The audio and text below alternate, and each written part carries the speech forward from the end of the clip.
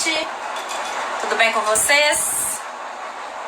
Conforme combinado, a gente vai começar a nossa live agora com o Dr. Leonardo, urologista e andrologista, e a gente vai falar sobre as contribuições da urologia para as disfunções sexuais. Sejam muito bem-vindos.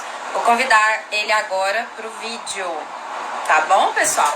Aproveitem para encaminhar as dúvidas aqui. Eu vou colocar meu notebook aqui também para pegar as dúvidas com vocês. E vou chamar aqui o Dr. Leonardo para a gente iniciar a live, tá bom, pessoal? Sejam muito bem-vindos.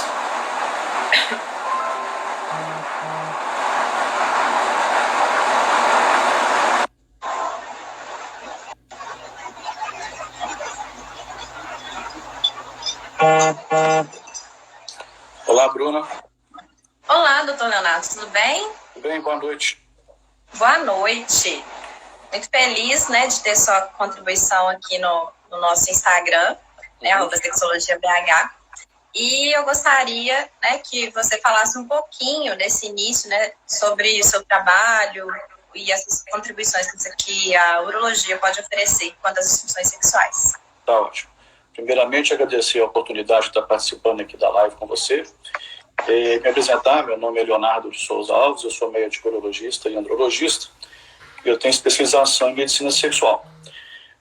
Costumo dizer que os pacientes que nos procuram no consultório, muitas vezes, são pacientes que já passaram por outros colegas urologistas, ou ginecologistas também, porque mulheres também nos procuram no consultório, e que já fizeram uso de medicamentos, já fizeram tratamentos muitas vezes dispendiosos, e que não conseguiram o objetivo almejado.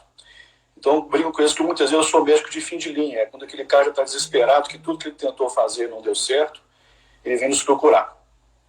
Eu imagino que muitas vezes deve receber também clientes no consultório da mesma maneira, pacientes que já foram outros colegas, já tomaram um remédio que o amigo indicou, já foi lá no mercado e comprou uma garrafada que não funcionou. Eu sempre gosto de lembrar que depois que o Viagra, os Cialis foram lançados, muitos pacientes tiveram coragem de poder falar, abordar esse problema da disfunção sexual, porque muitas vezes sofriam calados. Eram pacientes que muitas vezes até a esposa dele não sabia que ele tinha problema sexual. Ele preferia deixar a esposa achar que ele estava traindo ela ou fazendo alguma coisa fora de casa do que realmente assumir o problema e procurar uma ajuda, porque muitas vezes a ajuda era cara e não tinha acesso a isso. Então, acho que os medicamentos orais eles vieram revolucionar o tratamento. Perfeito. Aqui no consultório, na clínica também, é a mesma história. As pessoas, geralmente chegam num estado mais agravado dos sintomas, das disfunções sexuais, em que geralmente o casamento já está abalado, está quase em ponto de divórcio. Então, com certeza, isso influencia ainda mais para que a pessoa, inclusive, tenha essa dificuldade, porque também ela já veio de tratamentos não exitosos, ou até mesmo desses equívocos que ocorrem sobre essas perspectivas sexuais. Sim. E uma das dúvidas que eu recebo muito aqui no Instagram é exatamente dessas pessoas que às vezes vão buscar informações na internet e não sabem quem eu procuro primeiro, como que eu procedo quando isso acontece, e devido a essa circunstância, principalmente, vamos pensar no público masculino, de não sofrerem calados, às vezes não poder comentar, não se sentir à vontade nem para comentar com o parceiro, quiçá amigos ou uma pessoa próxima, a tendência é que realmente isso fique, percorra um longo caminho, que os sintomas fiquem mais agravados. E nesse aspecto, quando, por exemplo, um homem ele chega com a queixa de ejaculação precoce, eles tendem a achar, muitas das vezes, que tem uma questão anatômica. Alguns já até mandaram dúvidas aqui, falando sobre, se eu passar uma pomadinha, um anestésico, como que eu faço? Aí eu gostaria que você esclarecesse um pouquinho sobre esses tratamentos e essas intervenções, por exemplo, para homens com ejaculação precoce. Certo. Quanto a questões anatômicas. Tá. A primeira coisa que a gente tem que falar, quando você trata um paciente com disfunção sexual em geral, ou disfunção erétil, ou ejaculação precoce, é que esse paciente tem que ser ouvido. Porque muitas vezes ele vem com um diagnóstico errado, ou com uma ideia errada, e se você embarcar, você acaba tratando e piorando a situação dele. Então, eu costumo falar que a experiência conta muito nesse momento, né? Eu tenho visto muito paciente com ejaculação precoce, disfunção erétil, e muitas vezes alguns pacientes com ejaculação precoce, eles têm, na verdade, uma disfunção erétil compensatória, sabe? Então, a gente atende o paciente, nós vamos fazer todos os exames laboratoriais, exames de sangue, muitas vezes fazemos teste de ereção, fazemos Doppler do pênis, ver como é que está a ereção, e vamos escutar esse paciente falar. Não é só prescrever um antidepressivo. Isso a gente vê muito comum acontecer. O paciente já teve um outro urologista que não trabalha na área, ele falou assim: eu tenho ejaculação precoce, doutor. Então ele nem comenta, ele nem fala o que é ejaculação precoce. Eu tenho pacientes que demoram 3 minutos, instantâneo, 10 minutos, 20 minutos, e queixam que a ejaculação é precoce. Então, primeiro saber o que é uma ejaculação precoce. Por definição, a ejaculação precoce é aquele homem que não consegue segurar a ejaculação até 3 minutos. Né? Mas eu tenho pacientes que são instantâneos, vão ser tratados, eu tenho pacientes que demoram 10, 15 minutos. Mas esses pacientes que demoram 10, 15 minutos eram pacientes que já demoravam 40 minutos, 1 hora, e têm observado essa queda progressiva do tempo de latência dele. Então, esse paciente está vendo que o tempo está diminuindo. Então, muitas vezes, esses pacientes eles vão observando isso, e essa queda do tempo leva ele a fazer coisas para poder diminuir a sensibilidade. Como ele está transando com a namorada, com a esposa, ele começa a pensar em coisas para poder tirar o foco. Então, ele começa a pensar no patrão dele, no Covid, qualquer coisa, e ele começa a perder a ereção. Então, esses pacientes, muitas vezes, estão se atrapalhando, né, para poder ver se consegue segurar a ejaculação. Ele começa a perder, inclusive, o desejo. Por outro lado, tem pacientes que sempre tiveram ejaculação precoce, a gente fala que é ejaculação primária, ou seja, ele pode ter uma hipersensibilidade, ou ele foi condicionado a ser rápido. Como que o paciente é condicionado a ser rápido na ejaculação precoce? Ele masturbava escondido do pai e da mãe, ele entrava no banheiro, trancava a porta do banheiro, ligava o chuveiro, e o pai batendo na porta: ó, meu filho, tá acabando com a água. Então ele tinha que ser rapidinho para ninguém descobrir que ele estava lá masturbando. Ou então ele ficava trancado dentro do quarto, o irmão mais velho batendo na porta, sabia o que ele estava fazendo lá dentro, mas não podia falar, esmurrando a porta, o rapaz tinha que ser rápido. Então a vida toda ele foi rápido. E aí arrumou namorada, vai para casa da namorada, o pai está na sala lendo um jornal, ele está na sala de televisão, trocando beijos, trocando amasso, mas morrendo de medo de alguém chegar. Então ele sempre experimentou a vida sexual dele muito rápido. E chega um dia, está casado, quer ficar meia hora tendo relação e não consegue. Isso é importante o paciente entender que isso está acontecendo e por que está acontecendo. Aí a terapia sexual tem um papel fundamental de até ensinar como é que é feito o sexo. Porque a gente fala que o sexo muitas vezes é aprendido na esquina, na revista pornô, né? Hoje não tem uma revista pornô, é tudo na internet. Então ela aprende de forma errada, né? E muitas vezes também a mulher não sabe disso. A mulher muitas vezes ela vai aprender com o namorado dela que aprendeu errado, né? Então muitas vezes elas acham que é o papel do homem fazer ela chegar ao orgasmo. Então o homem já chega na relação com essa obrigação de fazer ela chegar ao orgasmo, e ela acha que o orgasmo vai cair o telhado da casa, a parede vai balançar, e não acontece isso. E aí o parceiro fica lá também querendo começa a desenvolver um temor de desempenho. Então, uma coisa vai levando a outra. Então, na ejaculação precoce, o que a gente faz? Escuta o paciente, deixa ele falar, vamos fazer os exames complementares, exames de sangue, nós podemos fazer um teste de sensibilidade peniana para avaliar o grau de sensibilidade que esse paciente tem, e aí sim, encaminhá-lo para o tratamento. Muitas vezes o tratamento vai ser educado sexualmente, falar como que é feita uma relação sexual. E nesse momento eu gosto de chamar, inclusive, a parceira, a namorada, a esposa, para conversar, para eles aprenderem a curtir as preliminares, né? E aí, em alguns casos, nós vamos passar medicamentos. Em casos extremos, a gente pode fazer até uma denervação peniana. É um caso quando nada funcionou, o remédio não funcionou, como todo tipo de antidepressivo, nada funciona, esse paciente vai para uma cirurgia. São casos super selecionados, isso é uma coisa muito questionável. Eu vou falar mais para frente por que é questionável, mas muitas vezes o paciente consegue observar uma melhora. Quanto tempo esse paciente vai tomar remédio? Depende do caso. Se esse paciente tiver uma hipersensibilidade, ele vai ter que tomar o resto da vida. Mas se esse paciente foi condicionado a ser um ejaculador precoce, ele consegue treinar, muitas vezes tomando remédio, ele sempre faz a terapia combinada, medicamento e terapia, ele consegue observar a chegada dos sinais premonitórios da ejaculação e consegue parar. Isso não é do dia para a noite, mas acontece dessa maneira. No entanto, tem aquele paciente que começou a observar a queda do desempenho sexual e começou a ter ejaculação precoce para poder aproveitar a ereção que ele tinha. Tudo isso de forma inconsciente. Então, esse paciente, a gente vai melhorar a ereção dele, vai fazer ele ter confiança novamente que ele consegue manter a ereção e muitas vezes, sem remédio, sem antidepressivo, esse paciente consegue segurar a ejaculação e ter uma relação legal. Então, acho que a gente aborda dessa maneira. É muito comum o paciente chegar no consultório e ele quer o remédio para ontem. Assim, olha, eu quero o remédio para ontem. Não existe isso. Então, a primeira coisa que eu falo para o meu paciente, aqui é diferente, nós vamos investigar você, eu tenho certeza que tomou outros remédios, não deu certo, vamos fazer a coisa direito para não deixar de chutar no escuro. Perfeito. Aqui, né, no consultório também, com relação ao processo terapêutico, a premissa é sempre essa questão da psicoeducação, que é identificar quais são os equívocos que a pessoa tem, né, sobre a questão sexual, o que ela aprendeu, né, que é exatamente esse background, esse contexto, quais são as referências, quais são as crenças limitantes, né, que geralmente interferem, como que é essa vivência sexual do parceiro, né, porque geralmente, né, vem de um certo desconhecimento dos dois, um tenta subentender, né, o que está acontecendo, e nesse processo também, né, de relação, como que a comunicação do casal ocorre, né, frente às preferências, frente exatamente a identificar, olha, tem algo acontecendo de errado, né, na nossa relação. Como que isso vai ser levado ao diálogo? O medo que às vezes a pessoa experimenta de propriamente estar num quadro, né, de disfunção sexual e as possíveis ameaças que isso pode, né, gerar, por exemplo.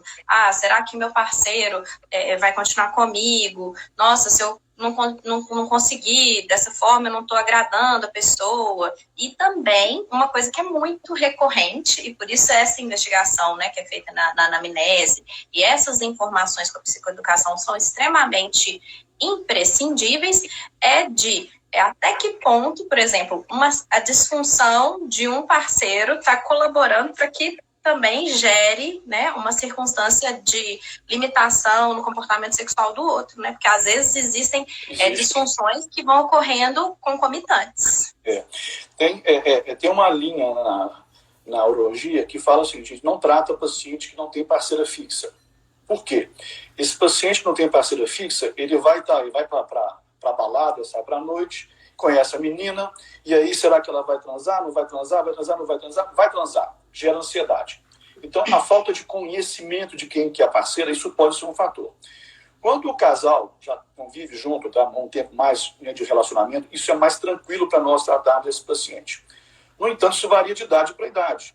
Eu tenho casais novos que têm ejaculação precoce, que a parceira não aparece na consulta de jeito nenhum. Por que não aparece na consulta? Para nós, terapeutas, é mais fácil quando o casal aparece no consultório para conversar, para a gente poder discutir qual que é a sensação de um para o outro.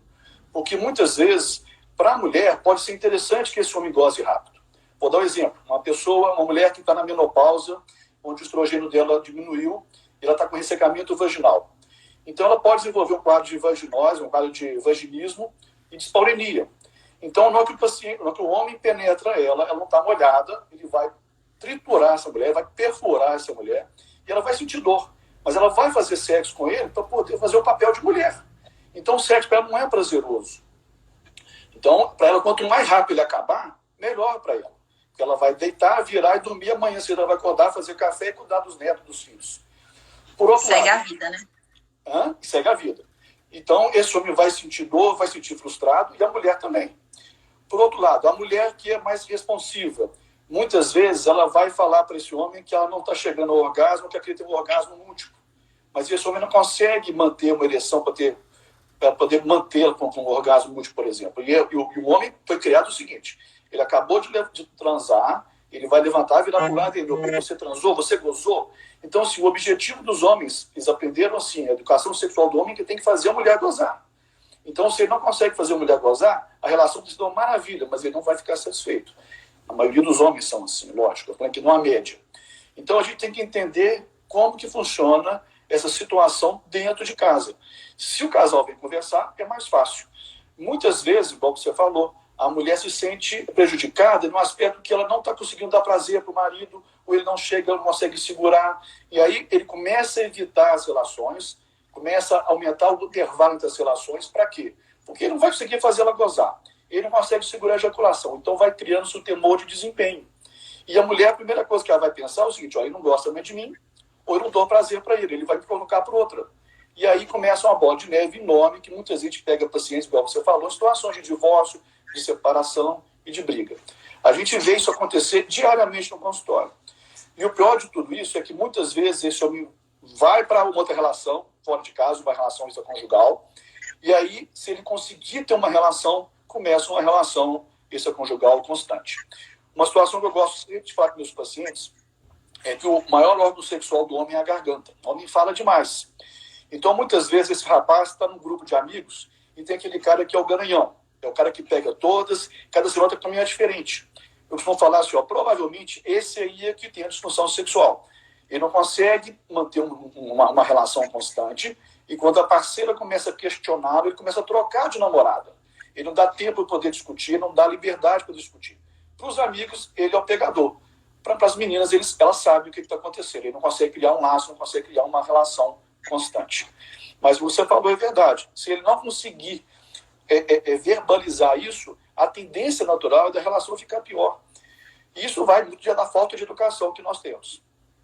Exatamente. Uma das coisas que, né, é complexo, mas é um caminho mais adequado para o tratamento, é construir exatamente essa flexibilidade, essa liberdade, né, para que os casais consigam conversar tanto sobre as suas preferências, né, conseguir também até afirmar, né, o que agrada, né, porque eu fico imaginando para quem às vezes já tem uma insegurança, né, já tem todo esse processo de ansiedade de desempenho, consegue ler, né, na feição do parceiro, né, um estado quase que de satisfação, e quando isso também, né, interfere nas relações sexuais.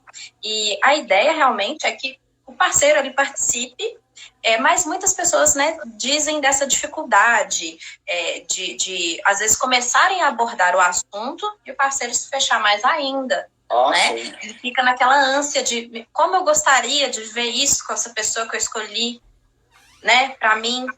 Sim. A gente vê isso no consultório, quando a gente vai conversar com o paciente, ele está torcendo para o problema desse orgânico, porque o psicológico ele não consegue palpar. Então, para o homem é interessante, se eu tiver um defeito orgânico é mais fácil tratar, porque eu passo o bisturi e corto, né, doutor? Sim, não é bem assim. Então, sim, a gente vai melhorar o desempenho? Vai, mas ele tem que saber escutar o paciente e entender. Faz parte da terapia você falar que vai começar um processo de autoconhecimento, mas a gente não sabe até onde que vai parar. Então, muitas vezes a gente recebe pacientes no consultório que já fizeram terapia anteriormente e não foram bem-sucedidos por isso, porque eles acham que vai ser uma coisa imediata. E cada um tem seu tempo, né? Você sabe disso melhor que eu. Cada um tem seu tempo para poder responder. E se o casal, eu tenho pacientes que chegam para mim hoje, querem melhorar para amanhã. Eu estou encontro marcado amanhã, eu tenho que ficar bom amanhã, senhora. Não existe a mínima chance de eu poder te ajudar nessa urgência que você tem. Mas se você me der um tempo, um mês, a gente pode melhorar isso com certeza. Provavelmente antes de um mês a gente consegue melhorar esse paciente, mas a gente vê essa urgência, né? O que a gente vê muitas vezes também é que chega lá com a faca no pescoço. Olha, se eu não conseguir segurar a ejaculação, minha mulher vai me largar. Ou seja, esses pacientes têm coragem de falar, mas que já passaram uma caminhada muito longa até chegar a gente. Mas eles chegam com essa faca no pescoço. E a faca no pescoço, eu falo o seguinte: para um homem é muito difícil ele fingir uma ereção, fingir uma excitação. Então, para a mulher, não. A mulher, os órgãos sexuais são todos escondidos, né? Ela vai ficar umedecida, mas não dá para ver isso, a não ser que você põe o dedo, né? Ela vai ficar ruborizada? Sim, mas o homem não tem jeito. Se ele não tiver ereção, ele não vai mostrar. Ele está mostrando que ele não está conseguindo ficar excitado. E muitas vezes o homem não consegue ficar excitado, porque ele sabe que se for para a relação, ele vai gozar rápido, ou ele não vai conseguir sustentar a ereção dele. Exatamente. E assim, pensando propriamente, né, nas intervenções, o que acontece hoje em dia, né, devido a esse acesso à internet, é que as pessoas vão procurar isso em fontes totalmente sem procedência, né? Por exemplo, às vezes colocar, um dia eu ouvi falar, vou colocar alho, vou colocar limão com sal. Então, assim, coisas absurdas. Ou até mesmo, por exemplo, a indústria, de alguma maneira, né, se aproveitar disso, né, naqueles sites, por acaso, né, que vendem conteúdos ou que, né, hospedam conteúdos pornográficos, fazerem ofertas fora da realidade de que, vou aumentar o pênis, você vai conseguir manter a ereção e vai conseguir durar mais. Então, assim, como que a urologia recebe nesse aspecto, né, esse tipo de paciente e quais são as intervenções? A urologia recebe com muito ceticismo, porque muitas vezes os pacientes já foram em clínicas que todo mundo conhece, não precisa falar o nome de nenhuma, né? O papel nosso não é esse aqui, e que gastaram fortunas, e a coisa não funcionou, né? E aí ele começa a ler coisa na internet. Eu pego cada paciente que dá vontade até de rir. Doutor, eu li na internet, se eu apertar o testículo, eu vou perder, eu vou atrasar a ejaculação. Você vai perder a ereção, você vai morrer de dor, né? Lógico, existe o sadismo, o masoquismo, mas isso não é isso. Técnicas que ensinam você a apertar o testículo, você poder perder, atrasar o tempo ejaculatório. Isso não existe, né? Ou então você vai passar um creme que vai com creme, uma pomada anestésico. E aí você passa, mas você vai penetrar. Ninguém avisa para você penetrar com anestésico, ele vai anestesiar o clitóris da mulher também. Então eles vão ficar lá tendo relação, nenhum dos dois vai gozar, a menina vai ficar esfolada, ele também. Isso aparece no consultório, o paciente com o pênis totalmente vermelho de tanto ter relação e não chegar ao orgasmo. Gostaria de falar também aqui uma situação que a gente vê no consultório, que é o contrário. Pacientes tomando antidepressivos por causa de ansiedade, ou porque vai fazer uma prova, tomando remédio para poder ficar concentrado, e esses remédios, de alguma forma ou de outra, podem diminuir, aumentar o tempo ejaculatório. E o paciente não tinha nenhum problema anteriormente. Então, assim, é muito mais comum a ejaculação precoce? Sim, muito mais comum. Mas a ejaculação retardada é triste, porque o paciente pode ter relação, faz a penetração e não chega ao orgasmo. E aí é mais frustrante, por quê? Porque a mulher vai sentir que não foi satisfatório para ele, que ela não chegou a fazer ele ficar excitado, não chegou a fazer chegar ao orgasmo, e ela vai ficar frustrada. E esse homem não entende que é o remédio que ele está tomando. Então, é muito importante, quando a gente vai conversar com o paciente, levantar todos os tipos de remédios que ele usa. Eu pego muito paciente assim no consultório, tomando antidepressivo, por outros motivos, né? E que não consegue chegar ao orgasmo. Então, é aí que eu falo, não adianta você chegar, um paciente chegou, você fazer uma consulta de 10 minutos, e para você ver pelo antidepressivo. Não é assim que funciona. Você tem que conversar com o paciente, entender como é que foi essa história de vida sexual dele, como é que foram as primeiras experiências com a namorada, com a esposa, onde foram as experiências dentro do carro, dentro do banheiro, na escada do prédio, e como é que ele está hoje. Você vai ter relação dentro do quarto, nasceu o neném, dorme no quarto com o casal. Quem tem criança nova sabe disso. Se a criança acordar à noite, ela não dorme mais, mas o casal tem relação dentro do quarto com o neném do lado do bercinho. Eles têm que gozar rápido. Se demorar para poder gozar, o menino vai acordar. Tem que fazer sexo sem fazer barulho, né? Você goza com a boca fechada. Não pode. Então, assim, esses tipos de circunstâncias são corriqueiras, mas é que a gente fala. Se você quer enxergar a floresta, dê um passo para trás. Se você estiver com o nariz colado na árvore, você não vai enxergar a floresta. Então, o nosso papel como terapeuta é isso, é enxergar as circunstâncias que esse casal está tendo relação. Entender o seguinte, mostrar que, e partir do pressuposto que muitas vezes o paciente não teve uma educação sexual. Então, é papel nosso orientar o que vai fazer e o que pode fazer, e dar permissividade. Então, se o casal quer melhorar o tempo ejaculatório, rapidinha está proibida para eles. Eles não podem fazer rapidinho. É gostoso? Mas não pode fazer, senão ele não vai conseguir. Então ele tem que entender sempre. Isso é uma dica que vai ficar aqui, eu acho que é o mais importante. O homem lembrar que a mulher é o fogão a lenha e ele é o micro-ondas. Então, o fogão a lenha, como é que você faz? Você põe a lenha, sopra, começou a pegar a brasa, você sopra mais um pouquinho. Porque o homem, na hora que ele penetrou, ele vai gozar. Tá? Existem situações, lógico, que o homem vai demorar um pouco mais, isso naturalmente ele é assim, não tem nenhum problema, mas a maioria dos homens que tem ejaculação precoce, se ele não entender que ele tem que trabalhar para eliminar mais, ele não vai conseguir ficar bom. Né? Então, todo paciente hoje que eu trato no consultório que tem ejaculação precoce, por exemplo, que tem hipersensibilidade, ou que ele foi condicionado a ser rápido, esse paciente eu tenho que orientá-lo como é que ele vai fazer sexo. E tenho que orientar a parceira a entender isso também. Porque muitas vezes, na hora dessa preliminar, ele pode perder a ereção. E né, se perder a ereção, ele pode entrar num pânico total e não voltar a ter ereção de novo. E aí está o papel, né, da parceira também, em como que ela vai ser acolhedora, né? Quais são os comportamentos que dizem para o parceiro no sentido de acolhimento, de paciência, né, de entender esse processo de tratamento, que vão haver, né, essas circunstâncias até chegar num estado de melhor. A primeira coisa que eu falo para os pacientes que chegam no consultório é assim: sua esposa sabe que você está aqui? Metade deles, não. Estou vindo aqui escondido. Pelo amor de Deus, ela não pode saber. esse paciente é um paciente problemático. Não, doutor, minha esposa que marcou a consulta para mim, ela está sabendo que eu estou aqui. Então, esse casal tem uma chance maior de ter sucesso. Então, a parceira tem que saber que o papel dela é fundamental. E muitas vezes, ela sabendo que ela está ajudando ele a manter a ereção, ou ele segurar o orgasmo, ela vai ficar tão ou mais excitada de poder ver que ela causa ereção nesse parceiro, que ela pode atrapalhar atrasar a ejaculação dele se ela para de estimular na hora H. Então, a gente orienta o paciente, olha, você está chegando ao orgasmo, para tudo. Mas eu quero dosar. Não, você não quer treinar? Então você tem que parar tudo. Ou então, vão transar sexta-feira, mas assim, põe as crianças para dormir, cria um ambiente propício para isso. Não pode ser aquela rapidinha porque a criança foi jogar videogame ali, ou porque está na aula, tem que voltar rapidinho para ir buscar no colégio. Então, você tem que orientar a ocasiões especiais, mas tem que ter prática. Né? Vou dar um exemplo de pacientes meus que fazem viagem profissionalmente, ficam 1 semana, 15 dias fora, e quando voltam, vão ter relação e acabam tendo relação rápida. Por quê? Aquele tesão está acumulado. Isso é natural, o homem chegar a ter ejaculação rápida nesses momentos. Então, a frequência sexual também ajuda. Se o casal tem relação 1 vez por mês, a tendência à ereção ser pior, a ejaculação ser mais rápida. Então, até a frequência sexual pode atrapalhar um casal que é teoricamente normal.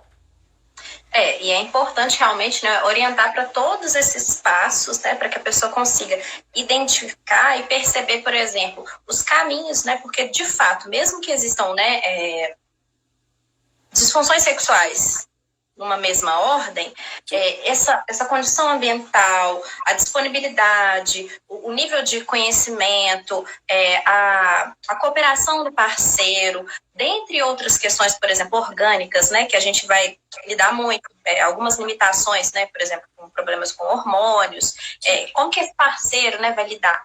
Eu já recebo muita pergunta nesse sentido, por exemplo, pessoas que têm, meu marido fez uma cirurgia de coração, meu marido é diabético, eu tenho até disponibilidade, paciência, entretanto, algo que dificulta muito a nossa relação, por exemplo, é ele não se abrir para outras práticas que eu gostaria de fazer, ou até mesmo só de tocar no assunto a pessoa se fechar. Né? Isso a gente, igual eu falei, a gente vai ter que conversar com o paciente que nos procura e a gente vai ter que levantar essa histórico dele. Então a gente vai separar dos pacientes que têm problema psicológico e problema orgânico. Então, dentro dos problemas orgânicos, igual falando da disfunção erétil, a gente tem que afastar aquele paciente diabético, o paciente que tem a pressão aumentada, o paciente com hipo ou hipertiroidismo, ou o paciente que está na andropausa. Até aproveitando para poder falar aqui que amanhã eu vou fazer uma live sobre andropausa. É muito interessante. Fala que a andropausa é o seguinte, é a fase do homem que ele começa a baixar a produção de testosterona. E a testosterona é a lenha da fogueira. Baixou a lenha, o fogo pega menos. Mas essas situações orgânicas têm que ser afastadas. Por exemplo, o paciente que infartou, por exemplo, ele morre de medo de fazer uma relação e infartar de novo. Como é que eu vou tratar esse paciente?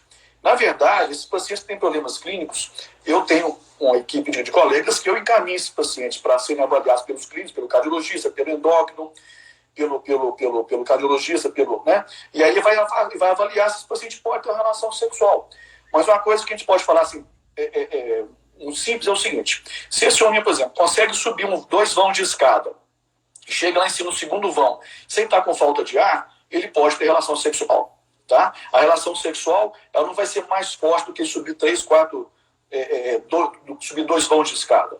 A não ser que seja um sexo animal, mas no sexo normal, papai e mamãe, tudo bem. Outra situação, se o paciente está com a glicose acima de 200, se ele não abaixar essa glicose, ele não vai ter uma ereção legal. Então ele tem que controlar a glicose dele. Doutor, mas minha glicose já foi acima de 400, mas 200 está ruim. O normal é até 100. Né? O paciente com hiper ou com hipotiroidismo, ele tem que normalizar isso. E o que é mais comum no consultório hoje é o paciente com alteração do hormônio, da testosterona. Se a testo dele estiver baixo, ele não vai ter desempenho sexual normal. E uma coisa muito importante, hoje é muito fácil no Brasil, isso é uma coisa errada, mas é fácil, no Brasil, ele vai na farmácia hoje e vai comprar um comprimido. É mais barato que comprar um remédio para pressão, ele vai comprar o remédio do lado do caixa, vai comprar um sildenafil, uma tadalafila. Se ele tiver com hormônio baixo, esse remédio não vai funcionar. E aí ele vai ficar louco. Eu posso com Viagra, se com Cialis não funcionou, como é que eu vou fazer?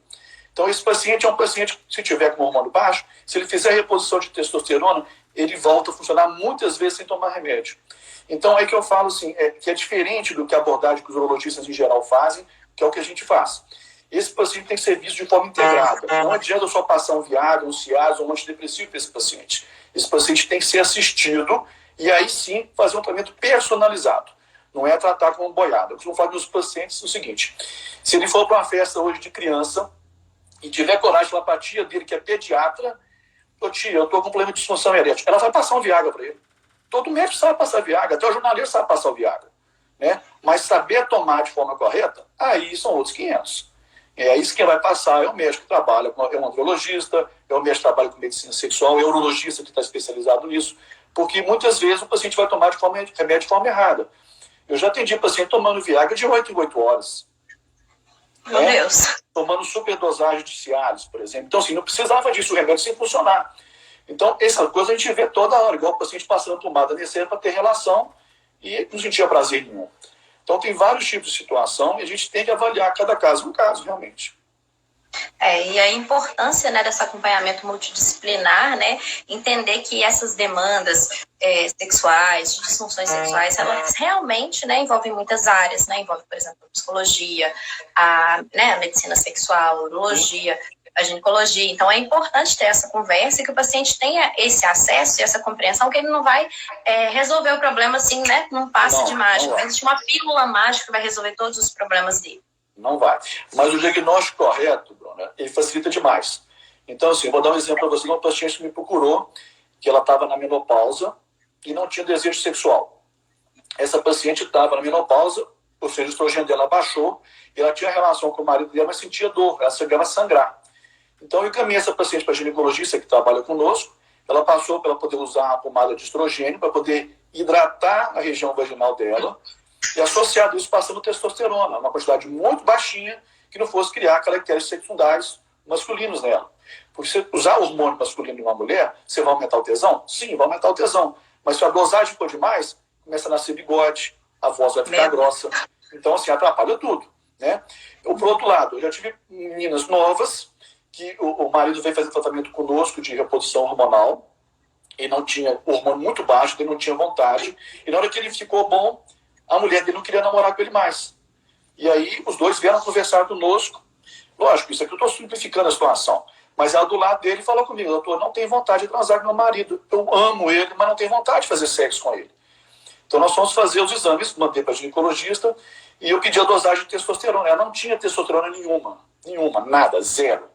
Então nós demos um cheirinho de testosterona, hoje é o casal mais feliz que tem. Então, assim, a testosterona faz milagre muitas vezes quando tem que fazer milagre, tá vendo? Não é para todo mundo. Mas quando você tem uma boa indicação, a resposta é ser imediata. Em uma semana a pessoa já vê a diferença. Tanto para o homem como para a mulher. A gente faz muita reposição de testosterona hoje, nos homens principalmente, e as mulheres muitas vezes não sabem nem que existe testosterona. Né? Ela sabe que existe estrogênio, que existe a progesterona, mas não sabe de testosterona. E mulher tem testosterona. A testosterona é produzida nas suprarrenais. E quando a mulher começa a entrar na menopausa, principalmente, essa diferença de estrogênio e testosterona fica mais evidente. Então, muitas vezes, ela pode estar ressecada, mas pode estar com vontade danada de ter sexo. Mas não faz sexo porque ela está ressecada, sabe que vai sentir dor. Aí é o papel de a gente poder regularizar e aumentar o estrogênio dela, poder contrabalançar. Então, assim, a medicina... Sim, pode falar. Desculpa. E uma das coisas que eu percebo assim, que mais interferem é o seguinte: quando a pessoa ela passa a ter relações sexuais que são frustrantes, ela tende a criar, né, uma crença de para que eu vou? Já deu errado tantas vezes. Eu vou sentir nesse dor. sentido, né, dessas crenças limitantes, seja por transtornos dolorosos, seja por para que eu vou ficar, né, lá, chegar perto do meu marido, ele não tá nem afim, vai ser rápido, eu também nem tô tendo, né, chegando ao orgasmo. A pessoa começa, né, a se fechar e evita as relações. Então, já interfere também no outro ponto, que, né, quanto mais a frequência for diminuindo, muitas outras coisas relacionais que ajudam para que esse comportamento sexual, toda esse arcabouço de fatores que contribuem para que o sexo aconteça, eles fiquem mais difíceis, né? Fiquem mais distantes, né? Entender que realmente demanda todo esse processo fisiológico, metabólico, psicológico, comportamental, para que o sexo aconteça, né? Não tratar esse fenômeno da sexualidade como uma coisa simples, né? Buscar as estratégias corretas de tratamento, né? Entender que demanda várias áreas e, de fato, né? Quando existe esse acompanhamento terapêutico de cercar, né? Os sinais, os sintomas de uma forma completa, uma visão mais integrativa, certamente esse paciente estará mais assistido Sim. E terá um prognóstico positivo. Uhum. Eu tenho um hábito de perguntar para todo paciente que me procura no consultório, porque eu sou urologista, como é que está a vida sexual. E aí eu lembro quando foi lançado o Viagra, a Pfizer fez uma pesquisa no mundo todo, questionando se os médicos perguntavam sobre a vida sexual dos pacientes. 80% dos médicos não perguntavam. Não perguntavam por quê? Porque não sabia responder. Vai que esse cara responde que a vida sexual não está legal. Ele não vai saber falar. Então, se o paciente chega com uma demanda no consultório e o médico não está preparado, vira uma confusão danada. Então, isso que a gente vê no consultório, doutor, o senhor sentou e conversou comigo, o outro médico só passou o remédio. Então, muitas vezes, esse paciente quer ser escutado, mas não tem quem o escute. E ele sabe muitas vezes que a mulher está sofrendo em casa, mas ele não tem como ajudá-la. Ele não tem como ajudar porque foi no médico, o médico não ajudou. Então, não tem como eu ir na casa de cada pessoa e falar assim, ó, faça assim, faz assado. Eu imagino que deve passar pela mesma situação. A gente sofre muitas vezes com os pacientes. Eu tenho paciente que vai no meu consultório, que ele está assim, funcionalmente ele está normal, mas ele não consegue ter relação com a esposa, porque a esposa não quer saber de ter sexo com ele. Por quê? Provavelmente ela sente dor, ou sentiu dor no passado, e tem essas crenças limitantes. Né? Então, a gente tem que trabalhar. Mas se o paciente não sair de casa, não der o primeiro passo, não tem como ajudar. Não tem como ajudar, não tem uma fórmula mágica. Exatamente. E aí, pensando assim nesse aspecto, por exemplo, de acessibilidade aos tratamentos, como que é no seu consultório com relação a essa perspectiva? Né? O que tem de mais inovador, por exemplo, na urologia, que pode contribuir para esse tratamento das disfunções sexuais? Tá, então vamos falar por partes aqui. Em relação à andropausa, que é essa baixa de hormônio, né? O que a gente faz hoje mais é a reposição de testosterona, não são para todos os homens, a gente tem que fazer os exames laboratoriais e confirmar junto com as queixas clínicas, e a reposição hormonal, o paciente vira outra pessoa em 48 horas. Quando o paciente está apto a fazer essa reposição hormonal, ele vai fazer durante muito tempo. É diferente do que o pessoal fala, vou fazer ciclo de testosterona. Ciclo de testosterona é uma outra coisa. O que a gente faz é uma reposição de testosterona. Então, o paciente começou a usar testosterona, ele vai usar durante muito tempo. Então, isso é uma situação bem fácil, os remédios não são caros, todo mundo pode fazer isso. A situação é para falta de ereção. Depois que esse paciente é investigado, afastado todas as causas orgânicas, as causas psicológicas, a gente faz teste de ereção no consultório para determinar se a causa é orgânica ou a causa psicológica. E muitas vezes o paciente vai ser medicado com medicação oral. O que eu faço diferente no meu consultório? Hoje eu faço com alguns pacientes que não responderam bem à medicação oral e teriam indicação de colocação de prótese, eu faço shockwave. São terapias de ondas de choque que você estabelece, você cria novos vasos sanguíneos no pênis e com isso a ereção melhora. Tá? A gente tem tido uma resposta muito boa em pacientes selecionados. São pacientes que seguem um protocolo e esses pacientes observam uma diferença de 70% a 80% da melhora da ereção. Isso é muita coisa. Né? Os trabalhos mostram para a gente hoje que pacientes que tomam remédios orais eles têm uma melhora na parte sexual em torno da parte eletiva em torno de 50%. Então, assim, não é 100% que o paciente toma remédio oral. O Shockwave é uma terapia nova, estão muitos estudos, mas os estudos até hoje estão muito assim, gratificantes para a gente. E quando nada funciona, esse paciente vai para a prótese. Tá? É o último recurso que esse paciente tem, é um recurso definitivo. A taxa de satisfação dos pacientes que põem prótese em torno de 70% a 80%. No entanto, os pacientes queixam que o pênis pode ficar mais fino e ele vai ter uma ereção fria. Então, esse paciente, muitas vezes, ele fala, doutor, eu tenho que pegar no meu pênis para poder penetrar, porque eu não sinto o meu pênis. Então, mas é uma opção, é a última opção que esse paciente tem. Hoje eu tenho colocado muito menos prótese do que eu colocava 2 anos atrás, quando eu comecei a fazer o shockwave. Hoje eu faço muito mais shockwave e o resultado é muito bom. Em relação à ejaculação precoce, a gente tenta fazer uma terapia combinada com a ajuda do terapeuta sexual e do uso de medicamentos. As respostas são muito boas, no prazo de 30 dias, começa a responder muito bem. E dependendo qual for o diagnóstico, se tiver hipersensibilidade ou for por conformacional, ele vai ter que tomar remédio durante uns 3 a 6 meses e ele consegue largar, fazer um desmame da medicação. Né? Uma situação que eu não comentei aqui, mas que a gente vê muito no consultório, é a doença de Peyronie. onde o pênis começa a ficar torto. Né? Eu costumo falar que não tem um pênis reto, tem um pênis tombado para cá, mas uma curvaturazinha normal. Curvaturazinha normal. O paciente começa a curvar igual de um cabo de guarda-chuva. E esses pacientes, muitas vezes, se tiver ereção, eles estão indicados a fazer cirurgia, ou colocação de prótese, ou a gente pode fazer o shockwave. Eu tenho feito o shockwave com bons resultados também. O que a gente observa é que a curvatura não volta a ficar retinho, mas fica mais elástico o pênis, então ele consegue penetrar de uma maneira mais fácil. Se esse paciente, após fazer o shockwave, eu quero meu pênis, não tem que fazer nada, eu tenho que examinar esse paciente, medir o pênis do paciente e falar o que pode ser feito e o que não pode ser feito. O que não pode ser feito é o que a gente pega também, muito paciente que vai para clínicas e injeta o silicone no pênis, PMMA, ácido hialurônico, e isso causa uma reação inflamatória muito grande e pode causar granulomas, infecções. Eu tenho situações assim tristes de pacientes que quase perderam o pênis, sei de histórias de pacientes que morreram com a embolia. Eu tenho que segurar meu pênis para poder encaixar, se eu não consigo, porque o pênis fica de pendurado. Então a gente hoje faz cirurgia para poder reconstruir isso. Mas o aumento peniano, a procura de pacientes é muito grande e a gente tenta orientar da melhor forma possível. Perfeito. Então, pessoal, é isso. Né, doutor Leonardo, você gostaria de falar mais alguma questão, mais algum tema? Eu acho que assim, são muitas dúvidas, né, que o pessoal está até mandando aqui. Ok. A mensagem que eu queria deixar hoje aqui para vocês, que estão ouvindo, é o seguinte: se você não está satisfeito com sua vida sexual, a primeira pessoa que você tem que conversar é com a sua parceira, com o seu parceiro. Porque muitas vezes ela também está sofrendo a mesma coisa que você e está sofrendo calado ou está sofrendo calado. Aí vocês vão dar o segundo passo, que é procurar um profissional que tem experiência no assunto. Você vai procurar um psicólogo, um terapeuta sexual, um urologista, um andrologista, e vai conversar com ele. Conversou com ele, você ficou satisfeita? Tudo bem, segue o caminho. Não ficou satisfeita? Pede uma segunda opinião. Porque isso é importante para você poder criar também até um grau de comparação. Eu costumo falar que sempre tem um jeito de você melhorar. Sempre tem uma forma de você melhorar. Mas não existe uma varinha de condão que você vai no médico, na primeira consulta, pum, amanhã você vai para normal. Não existe isso. Você tem que ter coragem, tem que ter tempo para poder melhorar. Tem que fazer exames com certeza, mas você vai ficar bom? Vai sim. Acho que a gente procurando ajuda, você consegue melhorar a sua vida sexual.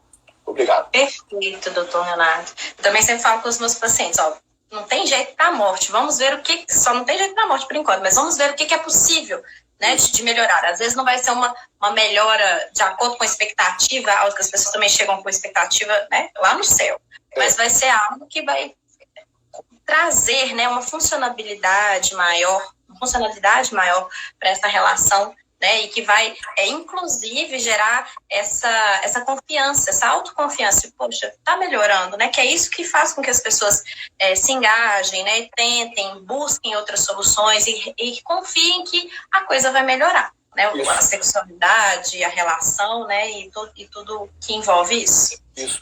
E deixar então um lembrete para quem não me segue lá no meu Instagram, que amanhã eu vou fazer então uma live às 5 horas da tarde sobre andropausa. Vou falar sobre mitos e verdades sobre o uso da testosterona. Que a gente vê hoje muito paciente chegando com só usando testosterona sem saber nem o que faz de mal, o que faz de bom, mas é muito comum hoje. O paciente hoje usa testosterona para poder perder peso, poder criar massa muscular e não sabe do problema que vai causar lá na frente dele. Tá certo? Bom, eu te agradecer mais uma vez o convite, eu estou à disposição. Obrigada, eu. Tá? Gente, obrigado. Muito obrigada. E é isso. Segue lá o Dr. Leonardo. E algumas dúvidas que ficaram aqui, depois eu vou responder. E agradeço a disponibilidade. Obrigado a você. Estou à sua disposição. Obrigado. Boa noite, gente. Boa noite, tchau.